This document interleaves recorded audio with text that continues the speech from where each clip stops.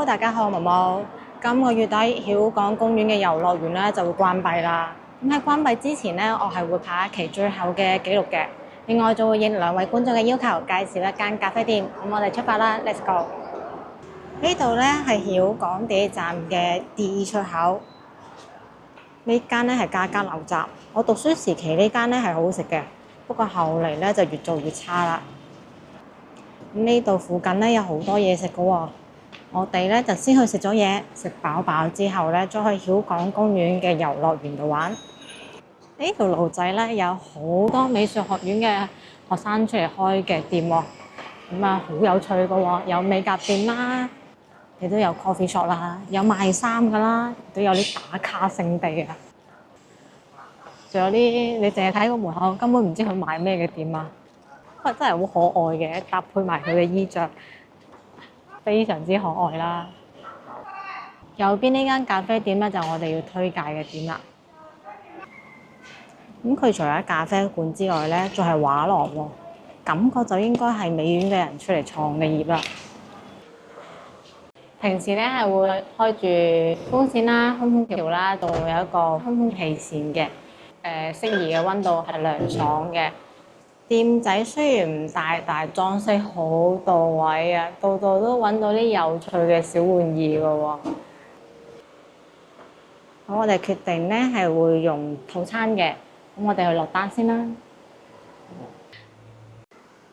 上邊咧就係單人餐，只需要46蚊，咁全部都係幾選幾㗎喎。口味方面就比較多元化啦，可以按喜好嚟揀。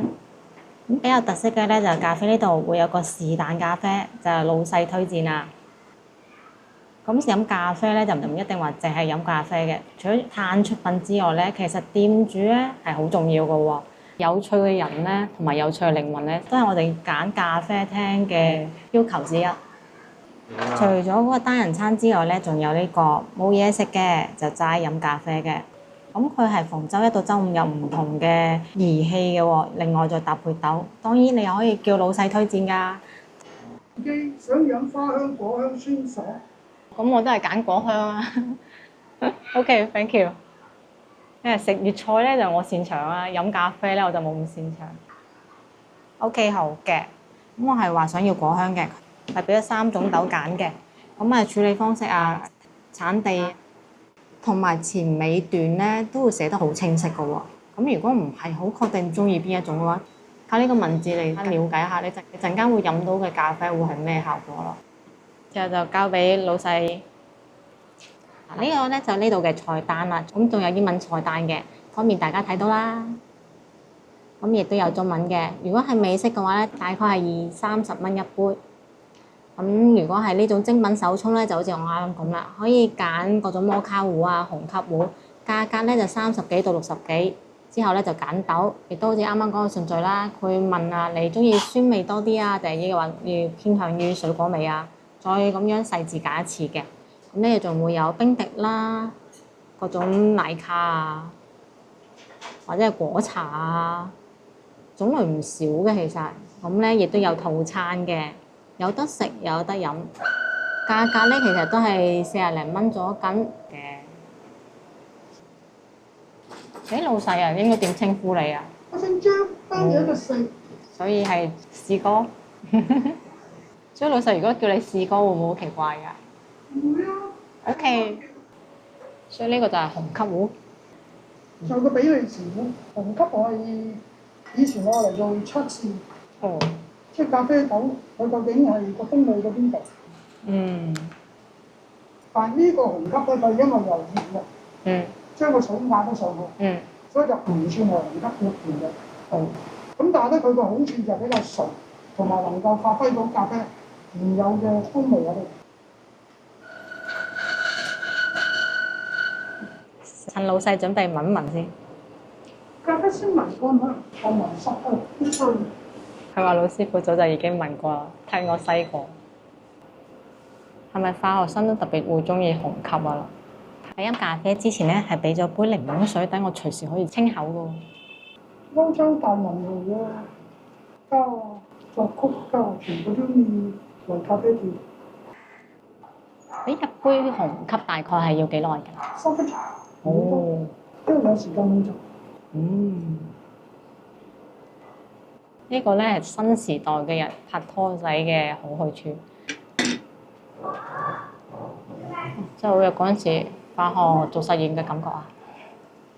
咁我哋舊時代咧，陣間就會去曉港公園嗰度行艇仔啦。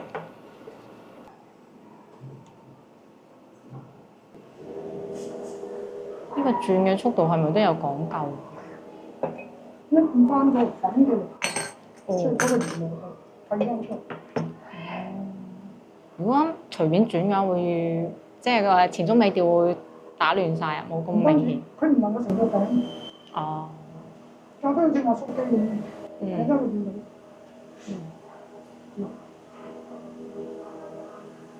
哦。今日嚟㗎嘛？一個半球狀嗰啲，啊，好得意嗰種。咁就要俾錢啦。係唔使俾錢。係唔使俾錢嘅人來。係啊，因為個力度唔啱啊嘛。哦。同埋嗰個研磨度攝取量唔啱啊嘛。哦，即係交到貨嘅先收錢。係啊，得啦嘛。佢所有粉唔會喺側邊嘅。嗯。係一個球咁樣喺度，就等於壓縮機壓出嚟嘅粉餅一樣。嗯。你明唔明啊？所以有個力，所以就叫做弧級。哦。仲要溫得咁均勻啊！哦，正。慢慢飲，飲完之後留翻少少個杯裏邊，睇翻佢個香味，係咪就係我哋描述嘅咖啡？嗯，好。如果係果香味濃嘅話，沖完出嚟咧就呢種有少少紫紅色嘅感覺，有少少似葡萄酒，或者係佢哋稱之為琥珀色。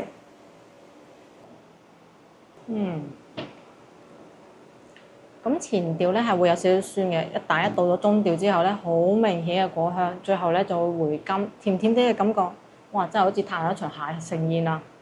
咁一杯咖啡咧，估唔到有層次感嘅情況下係咁驚喜嘅。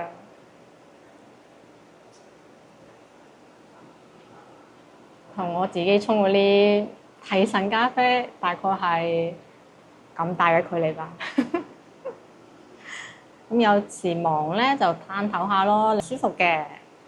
咁咖啡店咧喺廣州其實有好多種㗎，有呢種係主要嘆咖啡，亦都有啲咧係打卡影相嘅。咁可以根據自己嘅喜好嚟揀嘅。仲有一個套餐嘅係。你套餐想要揀咩？我話幫你挑一個。好喎。正餐咧，我會揀嗰個雞扒俾你嘅。好嘅，嗱正餐咧，士哥就推薦呢個羅勒煎雞扒，係咪啊？然之後配菜咁我就揀個西西里汁回鷹嘴豆啊。包嘅話，我食得硬㗎。你食得硬啊？要羅勒啊？哦，好，咁我要羅勒啊。我整咗俾你。OK。咖啡揀下是但咯。唔該晒。我哋唔會咁商業化。小店就係咁啦，唔會咁商業化，充滿咗人情味。而且士哥係講粵語嘅，非常之正宗。士哥推薦嘅羅勒煎雞扒，咁包咧我係揀咗羅勒亞嘅，咁啊兩個都有羅勒成分㗎喎，睇上去我咪好中意羅勒咧。咁搭配嘅小菜咧係要咗鷹嘴豆嘅。咁呢邊嘅包咧，佢話係天然發酵嘛。一個咪就開餐啦。咁雞扒呢邊咧唔係話做大嚿，淨係得個大個種嘅喎，係薄煎嘅。咁啊，保證到兩面咧都煎得均勻，同埋咧會有脆嘅感覺。確實好香啊！而且因為做嘅係薄煎啦，咁就唔會話有雞肉嗰種蟹嘅喎，係好滑嘅。羅勒嘅味道咧非常天然，同埋好濃郁啊！咁呢個出品咧係高標準嘅，係真係推薦嗰種，係好食㗎。至於羅勒亞咧，其實包咧發酵出嚟嘅效果咧都幾靚下，聞到好香嘅羅勒味啊！我中意食硬包，所以揀咗佢。如果中意食軟包咧，有得揀其他啦。好香！呢個比雞扒仲要香啊！嗰隻羅勒嘅味道咧非常之香濃。入邊黃色呢隻咧係羊奶芝士。但係一啲都唔會有羊騷味嘅喎，係有少少奶香嘅香甜味。佢用嘅小麥咧好有麥香啊，係會有健康嗰種蜜嘅感覺。小菜回應最大嘅味道咧，就會酸酸地，酸酸地嘅味道咧就唔係番茄味，係西西里汁嘅味道嚟嘅喎。因為佢有用到陳醋，所以就會酸酸地。呢些先40幾蚊，我覺得性價比真係高啊！質感咧係非常之可以，同埋佢份雞扒咧，因為係薄煎啊，個外皮咧係真係做得到金黃同埋脆嘅喎。咁至於呢個汁咧，加咗黑醋之後好開胃啊！咁至於是但咖啡咧，係冰滴用嘅豆咧，就係呢個桂花蔓，前調咧係桂花味，中調咧係楊桃味，尾調咧係蜂蜜味。哇！咁我小蜜蜂好中意嘅味道啊！咁係因為試哥咧知道我中意果香，所以咧就推薦咗呢款嚟俾我試一試。同啱啱嗰個紅級糊嗰份咧真係差好遠，因為佢係凍嘅，所以我覺得咧佢嗰種甜味會更加明顯。咁佢嘅花香咧未飲啊，其實擺落去聞咧就已經聞得到噶啦，而且尾調咧好悠長嘅桂花味。先知道原來除咗水果香味之後，花香係可以咁突出嘅。四哥特別推介。咁佢係淨米糕加咗少少水，咁啊冇其他成分，係蒸熟嘅。面頭嗰個咧就係用石蘭嘅玫瑰花，仲加拿大嘅蜂蜜變出嚟嘅玫瑰蜜。多謝開餐啦！樣咧動物嘅手掌，好可愛嘅，價值32蚊嘅。咁因為2個人嚟食咧，佢仲俾咗2隻細碗仔嘅喎，咁真係好適合情侶過嚟拍拖啊！嚟自意大利蒸嘅米糕。咁啊，除咗嗰個果醬之外咧，仲有咖啡，唔客氣咯。果香味，然之後有少少咖啡嘅味道喎。咁唔同話死甜嗰種甜品啦，呢種咧就更加適合慢慢嘆。佢嘅玫瑰蜜咧就酸酸甜甜嗰個感覺，米糕本身咧只有米香味，好健康㗎。咁佢搭配嘅咖啡咧就真係純嘅一種咖啡味。如果唔中意咁甜嘅話咧，就可以落多啲咖啡啦，憑自己嘅喜好嚟調劑啦。士哥有啲好奇，桂花蔓嗰隻桂花味點解濃郁得咁犀利嘅？每隻豆啦，佢嗰個特性咧係要自己喺個葡萄島裏邊發掘出嚟。咁有啲豆咧係適宜沖，有啲豆咧適宜冰沖。咁有啲豆咧更加咧就如果佢係用冰滴嘅方法，因為佢個時間拉長嘅。咁仲有一樣嘢，佢就係落咗冰箱發酵嘅。咁佢更加會容易去將佢嗰個隱藏咗嘅特性更加表現出嚟。咁聞一聞。咁係，佢本身都聞唔到有佢嘅桂花味嘅，但係我頭先同你講咗，呢個就日本人教，所以係本身豆入邊咧係有桂花嘅味道，有咖啡有桂花，聞粉係我哋呢個店，即係我仲有其他帶出去嘅。即呢個桂花曼特寧，我哋嚟咗好耐，即係試唔同嘅方法啦，冷萃啦，等等。咁可唔可以俾我揾到原來冰滴？係最啱。點解有啲做一啲唔等使嘅嘢，嚟咗之後就變咗大師傅，就教佢哋香煎豆咯，發酵豆咯。係。咁因為佢冇錢啊嘛。咁想快啲揾錢就咁咪做呢啲。急功近利。所以喺咖啡嗰度個層次嚟講，首先有一樣嘢就要有數據化，做翻自己特色出嚟。而家咧就嘆完咗咖啡啦。呢間介紹俾你哋嘅咖啡店咧，連我自己都好驚喜啊！因為真係好滿意。咁佢係包咧係真係天然發酵嘅，味道非常之好啦，口感亦都係一流嘅。咖啡咧係意外之中嘅充滿咗技法，而且係有質量，真係飲品質㗎，唔係淨係嗰種花店咯。裝修都唔差，中意打卡嘅都可以。最緊要係老細嘅有趣靈魂，佢真係好吹得水啊！不過我係真係冇收錢嘅，純粹係佢好吹得。咁勝幾多成咧，就交俾你哋啦。我係推薦呢間店嘅。而家咧就出發去睇一睇舊時嘅拍拖勝地啦。依家咧飲完咖啡之後，嚟翻曉港地站 D 出口。咁我哋嘅目的地咧喺對面馬路呢度，就喺前面呢度行斑馬線就可以過到對面馬路噶啦。過完馬路之後咧，就往右手邊嘅方向出發啦。嚟到呢個位置咧，左轉唔好過斑馬線喎，沿住呢條路行，行到嚟呢度就終於到咗曉港公園啦。其實喺曉港公園呢個門口後邊呢個白色建築咧，我記得係室內溜冰場，有冇觀眾記得咧？咁我哋而家咧就進入曉港公園啦。曉港公園咧係1975年建成開放嘅，因為公園入邊有古蹟小港橋，就取諧音叫做曉港公園。不過咧，都仲有好多老街坊係會叫佢做小港公園㗎。咁曉港公園係廣州種植觀賞竹最多嘅公園，品種係多達120種㗎，係觀賞竹林最佳嘅地方。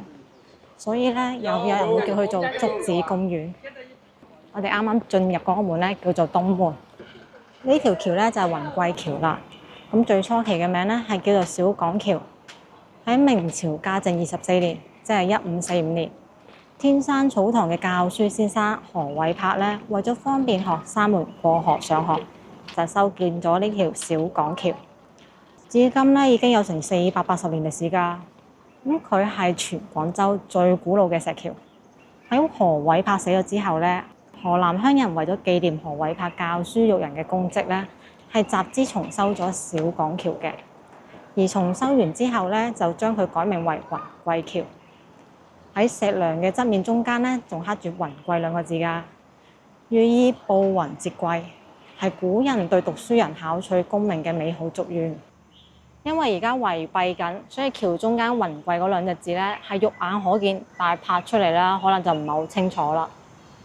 咁附近嘅雲貴村啦、雲貴大街啦，都係因為雲貴橋而得名嘅。而雲貴橋下面嗰條涌咧就叫做馬涌啦，又叫做海珠涌或者叫瑤溪，起自於洲頭咀附近嘅珠江後航道，經流工業大道、寶江大道、江南大道中、曉港公園，一直去到濱江東路。咁係古代官方漕運嘅運糧河之一。以前公園嘅湖入邊咧，魚蝦好多㗎，多到貼邊刮就有嗰種啊！但係有呢個文物保護碑嚟作證，呢條咧確實係雲貴橋嚟㗎。咁過咗雲貴橋之後咧，就係遊樂場啦。呢個遊樂場咧承載咗好多河南街坊嘅回憶，但係到咗今個月嘅月底咧就要結業啦。我咧就過嚟做個最後嘅記錄啦。嗱，好似門口嘅呢啲 Hello Kitty 啊，佢哋阿爸阿媽都喺度打個卡嘅，而家咪過嚟效仿一下咯。如果結咗業之後，佢哋仲剩翻喺度，係咪就會變咗做流浪貓咧？依家嘅遊樂場原來係會延至9月30號嘅喎，可能真係太多人打卡，過嚟挽救咗佢一下。咁以前曉港公園咧，仲有一個滾軸溜冰場嘅，10幾年前就已經結咗業啦。應該好多80後都過嚟溜過冰嘅。而家係會有小型嘅過山車啦，有滑梯啦，有波波池啦，有套圈啦，兒童項目為主。咁唔係限於一定要兒童玩嘅喎，只要你身高唔超標咧，其實你都可以體驗一下嘅。咁全部都係按次收費，因為設施比較老舊或者係比較原始，反正發動起身嗰陣時嘅聲音咧，哇！真係好似穿越咗翻去60、70年代咁樣啊！嗰啲好機械嘅鏗鏗聲啦。話你知啦，其實今日係工作日嚟㗎。咁放咗暑假之後咧，真係全軍出動啊！無論邊度都咁多打卡小姐姐。咁有啲時候咧，呢種即將畢業嘅通知咧，呢一波打卡咧，可能就可以挽救到佢㗎。有得玩嘅，冇一個係細路嚟㗎。咁曾經咧，阿陳添記都開頭話結業嘅，後期咧就係呢種咁嘅宣傳一波之後，佢又復活咗啦。咁呢個遊樂場咧，亦都延期咗2個月，之後究竟會唔會倒閉咧？我真係估佢唔到啦。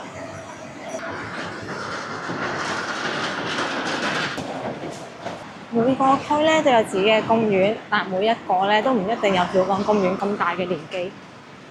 而呢種公園入邊嘅呢種遊樂場咧，一般就係爸爸媽媽帶細路仔過嚟週末 happy 嘅好去處啦。咁如果話成個區突然間少咗一個咧，可能週末就冇咁多姿多彩咯。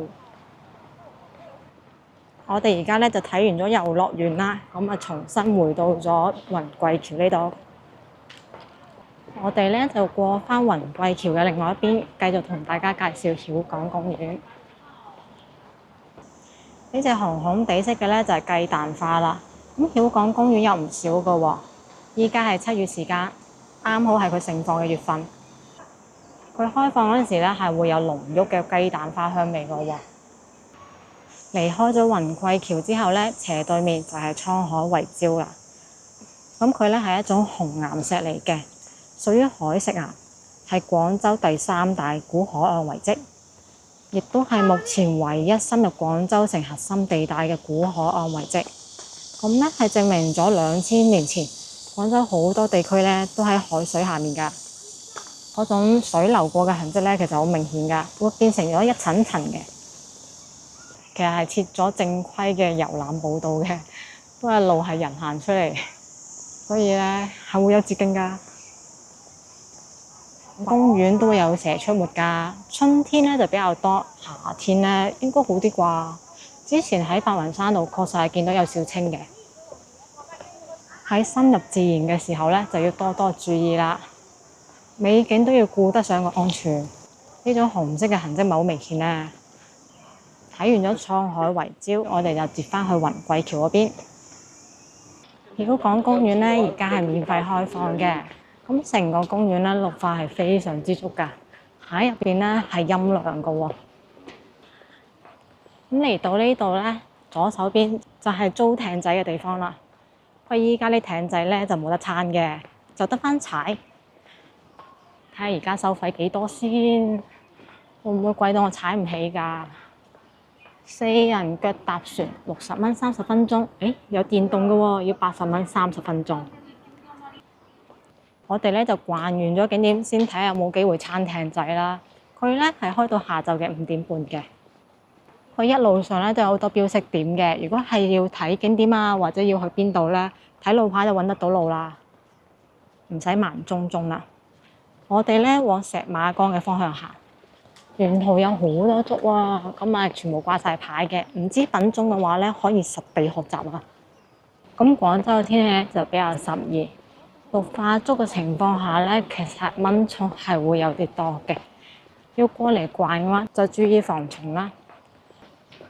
導致咗好多健身嘅地方㗎喎，咁附近嘅街坊咧就可以過嚟做一下運動啦。仲有好多球場㗎，打羽毛球。哇，個個都係高手嚟㗎喎！後生嘅咧就主場羽毛球、打乒乓波。咁啊，睇嚟係長者比較中意乒乓波，因為綠化好足，所以呢邊啲樹咧就生得好有個性嘅。行嗰陣時咧就唔好話淨係睇景喎，要睇下啲樹，成日都有一兩棵咧突至丫叉出嚟。呢度咧就係竹林啦。成片都係竹啊！因為多綠植，所以呢邊嘅雀咧都唔少㗎喎。中意蛇雕嘅又可以過嚟睇一睇啊！可能會揾到啲唔同嘅品種咧。呢個咧就係銀絲竹，帶細路仔過嚟嗰陣時咧就可以一齊學習啦，唔係話齋睇啦。就咁睇落去，嗰差唔多樣，細睇啊真係個個都唔同款喎。花吊絲竹。全部都係老樹。呢個圈起身嘅咧就係石馬崗啦，係唐末南漢國時期劉皇御花園昌華別園。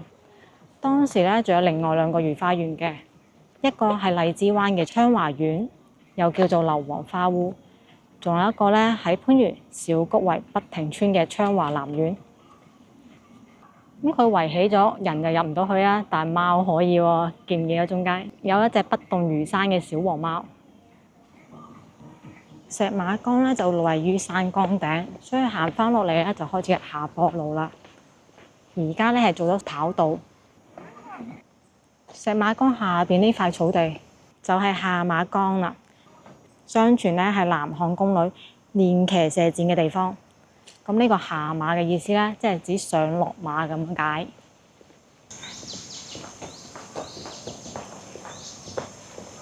因為綠植非常茂盛啊，啲雀仔咧係只聞其聲咧，不見其貌嘅。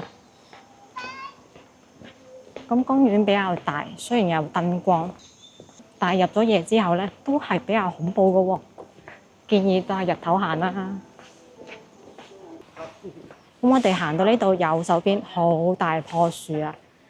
獨木成林咧就成日聽啦，呢個獨木成柳咧真係第一次見啦。佢咧係瑤溪24徑之一嘅獨榕下，因為枝葉茂盛、盤根交錯，所以咧古人就叫咗佢做獨榕下啦。咁佢係一棵細葉榕嚟嘅，下邊咧係一個水塘，咁啊單丁一棵樹喺度。呢個造型咧確實除咗曉港公園之外，揾唔到第二個啦。而且呢個水塘係活水嚟嘅喎，一直有流動。好寫意啊！有成183歲啦，哇，好老啊佢，真係可以由細睇到大啊！細嗰陣時你哋見到嘅佢有幾大棵咧？而家已經咁老咯，啲枝葉已經延伸到20零30米之外啦。喺古榕樹嘅旁邊咧，就係花洲古道嘅牌坊。呢個咧就係花洲古道牌坊，古代時咧係放喺解放大橋嘅南邊橋腳。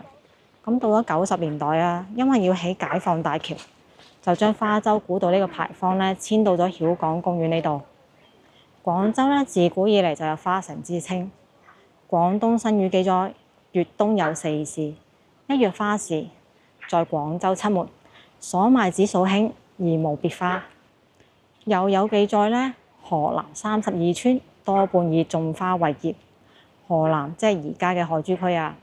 咁大清一統志上面咧係咁記載嘅：平田離望皆種數興。明朝萬曆年間開始，每日嘅清晨咧都會有大量嘅數興花被送到珠江南岸嘅渡口，所以呢個渡口咧就被叫做花渡頭。而渡口咧即係細型嘅碼頭啊。呢個花渡頭咧，到咗清朝之後就被叫做花洲古道啦。而再往前面行咧，係一個碑林，講嘅咧就係近代廣州河南嘅歷史啊。咁係詩句嚟嘅。啱先成日講素馨嘅，其實素馨花咧係廣州最早期嘅市花，係一種白色嘅小花。佢嘅花蕾咧可以入藥添㗎，有行氣止痛嘅功效嘅。不過咧就好苦嘅喎，咁係春秋兩季開花嘅，就已經聽到啲流水啦，真係有水聲有瀑布感覺㗎，好清涼。呢個公園咧真係好啱由細玩到大啊！哇，真係自然生態好好啊！除咗有竹啦、有樹啦、好多雀之外咧，而家係有好多花㗎。啱啱花洲古道牌坊嗰條河入邊咧係有蓮花㗎。咁啊，除咗我哋踩艇仔之外咧，仲可以喺度練滑艇㗎，要學㗎。我呢2打6咧，當年齋撐啊，我撐唔埋岸啦，唔好話一個人自己咁爬啦。咁佢呢種跪爬式嘅喎，好似撐龍船嗰種技法啊。呢種艇仔咧，其實好有年代感㗎，就係60年代最中意嗰種咧，用水泥嚟仿松樹皮啊。仿竹啊，然之後嚟做門樓啊、涼亭啊，地方真係好大㗎，非常之難得嘅一個市區中心嘅大公園啊！附近仲有間咁著名嘅老茶樓。行完公園之後，就可以去南苑度睇一睇啦。至於南苑嘅出品如何，就可以睇翻我哋南苑嗰期啦。雖然視頻咧就比較早期製作，但係出品咧都依然係維持得到水準嘅喎。呢度仲有個艇步喎，又過嚟睇下有咩區別。聽上去咧就高大上啦。艇步有冇艇啊？哦，艇步就啱啱嗰種滑艇訓練基地，太專業啦，唔對我呢啲遊客開放啊！哇！但係學員咧一啲都唔少啊，都唔差我呢個遊客啦。全部都係小學生嚟嘅喎，呢個暑期好有意義喎。啊，4個人是吧？哇，有藤條炆豬肉啊，好驚啊！咁我哋都翻去參翻我哋啲遊客艇仔啦。4人腳踏船60蚊30分鐘，有電袋要80蚊30分鐘。咁啊，憑卡上落嘅啫喎，一 E 就開始計時 ，D 就結束啦。咁啊，除咗有遊客打卡之外咧，仲有好多 coser 會過嚟嘅喎。嚟自上海嘅米哈入，咧就攞住呢張卡就可以噶啦。方向盤呢邊咧先至係後邊。咁我袋好我張卡仔，開始衝呀！我睇下我可以衝去邊先。哇，好正啊！擺方向盤啦！啊，我唔想撞柱啊！我撐嘅係艇仔，唔係碰碰車啊！衝呀！我呢個係叫做咩？陽光匯理號啊，差唔多啫。佢就讓我隻紅光匯理號啊，得唔得？哇！而家啲船好踩咗喎，我以前踩鴨仔啦，好艱辛㗎。咁你哋以前踩艇仔係生咩樣㗎？分享俾我睇下。但係升價真係好多啊！我記得以前20幾蚊踩一次都算好貴啦，而家係要60蚊啦，仲要得半個鐘咋喎。不過好彩係踩啫，如果撐嘅話，半個鐘我保證翻唔到嚟啊！至於去咗邊，天打咗我去邊咪去邊咯。本身今日仲話打颱風添㗎，睇嚟我運氣唔錯，就係有啲陰天啫。不過咁樣行公園咧就冇咁曬啦。咁而家咧就呈現咗俾你睇，撐艇仔係咩感覺啦？今次一集咧就滿足咗4個觀眾嘅願望啦。我咪比出奇蛋仲要出奇咧！原來差唔多雲貴橋嗰度嘅喎，仲諗住睇一睇添。睇你冇機會啦！我唔係淨係講嘢嘅，我真係喺度踩緊船㗎。我用我個肺活量嚟支撐緊嘅。唉，今日運動量夠晒啦！哎呀呀呀呀！哎呀，嚟一打涼風啦，好熱啊！我有涼風咧。真正手動涼風，冇廣告。因為冇標誌嘅，冇贊助商，冇合作商戶，有嘅只有自己嘅使費同埋體力勞動。唉，哇，好型啊！佢划緊艇啊！佢一個人行得比我2個人仲要快啊！早知都開部有電嘅貴嘢啦。小夥伴就會話：你不如穿過個窿。點解啊？點解喺我咁攰嘅情況下，我仲要做啲咁高難度嘅嘢？陣間翻唔翻到嚟㗎？過唔到㗎嘛？我會唔會俾人逮捕翻去㗎？我陣間翻唔翻到嚟㗎？哇！如果我撞壞咗部船點計啊嗱？我10分鐘左緊已經撐到咁遠咯喎！哎呀！如果中意我視頻嘅話，分享俾朋友仔喎。呢個體力勞動真係好累人啊！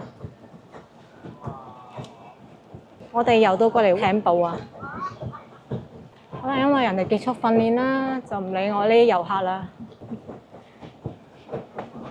我真係部船好窄㗎喎，全部都得一隻腳喺入邊嘅，另外一隻腳喺水度㗎咯喎。呢個咧就舊陣時啲人最中意嘅拍拖活動啦，行公園撐艇仔，最多夜晚去睇個電影。咁啊，門口咧就好多時會賣緊炒栗子啊、烤番薯啊。哇！邊撐仲可以邊撈魚添，有冇成果㗎？依家咧就下晝嘅5點3個字啦。我哋嘅交船時間咧係25分，所以要衝呀！陽光紅利號，加油！咁今期嘅視頻咧就到呢度啦。中意我嘅視頻嘅話，點個 like，分享俾朋友仔，我哋下期見啦，拜拜。